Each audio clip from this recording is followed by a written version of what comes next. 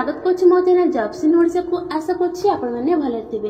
तो फ्रेंड्स मुझे आसी आपण मन पई आउ एक गवर्नमेंट जॉब न्यूज रो अपडेट। एठारे ओडिशा रो प्रति पंचायत तरफरु मैत्री पोस्ट रो रिक्वायरमेंट आसी अछि। जदि आपण माने ए पोस्ट अप्लाई करूछन्ती ताले निज डिस्ट्रिक्ट रो पंचायत रे आपण माने ए जॉब को पाई परिबे। जदि आपण माने 10 मिनिट पास करछन्ती ताले ए पोस्ट को आवेदन करि परिबे। एथिरे आपण पई बहुत बड़ा नियुक्ति सुयोग रही अछि। एथिरे टोटल पोस्ट होछि 2000 प्लस पोस्ट होछि। बड़ कथा एया जे आपण माने निज निज मोबाइल रे एही पोस्ट को अप्लाई करि परिबे। एहर एलिजिबिलिटी क्राइटेरिया करबो आपण माने एको किपरि मोबाइल माध्यम रे आवेदन करि परिबे से विषय रे एही वीडियो माध्यम रे मु डिटेल्स रे आपण मानन को जणाइबी। जदि आपण माने एही पोस्ट अप्लाई करै पई इंटरेस्टेड रहउछन्ती तेबे वीडियो को शेष पर्यंत बिना स्किप करके वीडियो को देखि नियंतु। चलंतु प्रथम आलोचना करबा ऑफिशियल नोटिफिकेशन विषय रे। तो फ्रेंड्स जदि आपण माने एही बडी गवर्नमेंट जॉब न्यूज रो अपडेट पाए पई चाहउछन्ती तेबे आम चैनल को सब्सक्राइब करंतु, पाखर बेल आइकन को प्रेस कर दियंतु जा फल कि आमे अपलोड करथिया वीडियोटी आपण पाखरे सर्वप्रथम पहुंच परिबो। तो फ्रेंड्स आमे आसे ओडिशा मैत्री रिक्वायरमेंट रो ऑफिशियल नोटिफिकेशन मध्यम को एठी आपनकर ऑर्गेनाइजेशन नेम रहबो भारतीय आर्गो इंडस्ट्रीज फाउंडेशन रहबो। टाइप ऑफ जॉब आपनकर परमानेंट रहबो। कैटेगरी आपनकर एनजीओ जॉब रहबो। नेम ऑफ द पोस्ट आपनकर साइलेंसर मंत्री रहबो। एप्लीकेशन मोड एठे आपन माने ऑनलाइन माध्यम रे ए पोस्ट को आवेदन करि परिबे। Who can apply all Odisha रो कैंडिडेट्स माने ए पोस्ट को अप्लाई करि परिबे। प्लेस ऑफ पोस्टिंग आपनकर ओडिशा रे रहबो।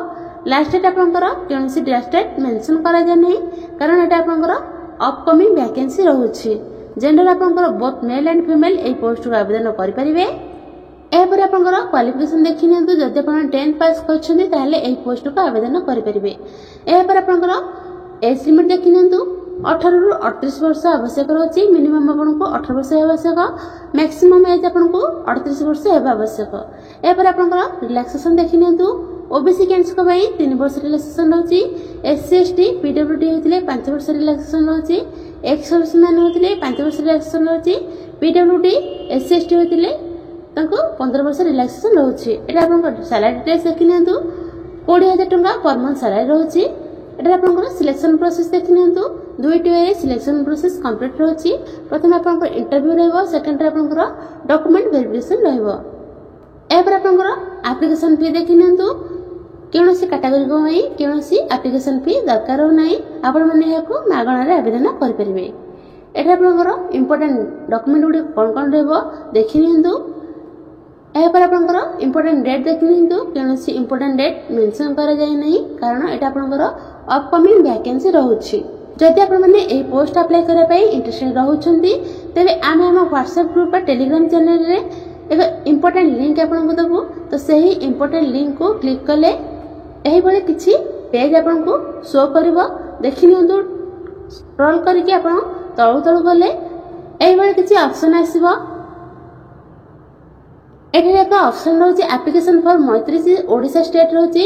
जो ओडिशा स्टेट रहउछि आपन सेटा रे क्लिक कर नियंतु। टिके वेट करिवे।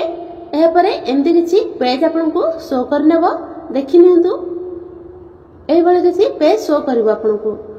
एटा आपन एप्लीकेशन प्रोसेस रहिछि। देखि नियंतु। एप्लीकेशन फॉर्म भी रहिछि। एठी आपन लिंक भी रहिछि। एही लिंक रे क्लिक करले आपन को फॉर्म पाको नै जिवो।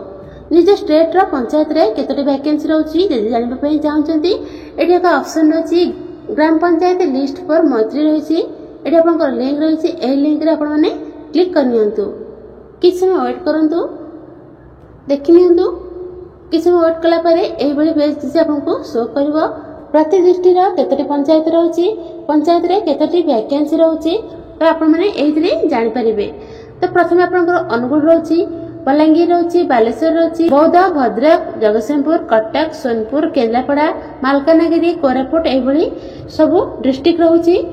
आपनकर केउ डिस्ट्रिक्ट और आपनकर डिस्ट्रिक्ट रे केतोटी पंचायत रहउछि सेही पंचायत रे केतोटी वैकेंसी रहउछि तो आपण जानिबा कहले गोटे डिस्ट्रिक्ट सर्च करछि। पुरी डिस्ट्रिक्ट सर्च करछि। एठी पुरी डिस्ट्रिक्ट रे क्लिक कर नियंतु। टिके वेट करंतु। टिके वेट कला परे एही परी पेज आपन को शो करनेबो। देखि नियंतु।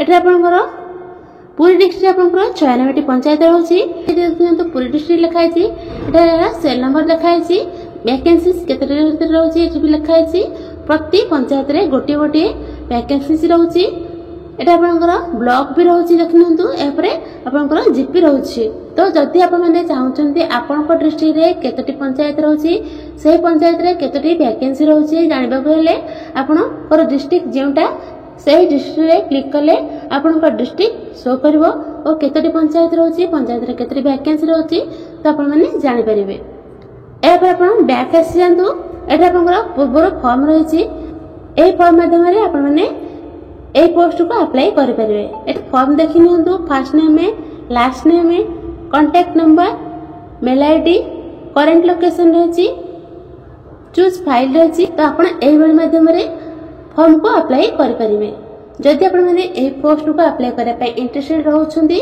तेबे एरा किछि समय निर्धारित करा जाय नै जेउ दिन भी एरा समय निर्धारित हेबो तो हमें आ गोटे वीडियो माध्यम रे आपण को अपडेट जणाई देबो जदि आपण माने ए पोस्ट अप्लाई करे पे इंटरेस्टेड रहउछंती तेबे आमे हम व्हाट्सएप ग्रुप बा टेलीग्राम चैनल रे सही इंपोर्टेंट लिंक दे देबो तो आपण माने सेटा चेक आउट कर नेबे।